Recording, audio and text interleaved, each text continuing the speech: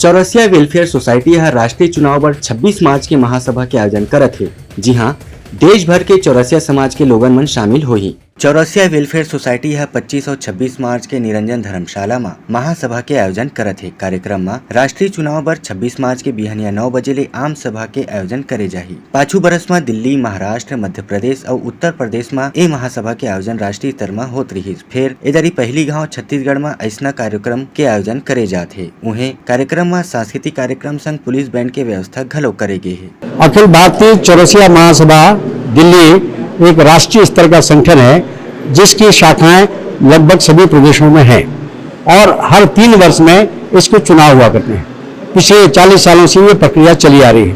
पिछले 3 साल पहले ये चुनाव जो है वो लखनऊ में हुए थे और लखनऊ में बम्बई के श्री रमेश लखनलाल जी को अध्यक्ष बनाया गया था।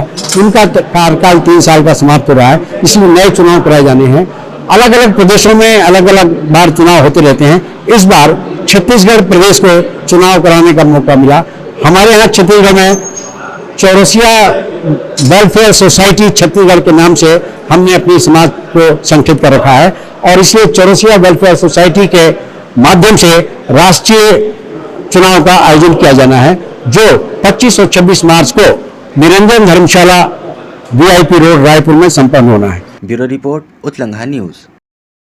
सोर संदेश द बज़ उत्लंघा के खबर चारों मुड़ा है नजर। छत्तीसगढ़ी और अंग्रेजी भाषा में खबर बर रहो बेसबर।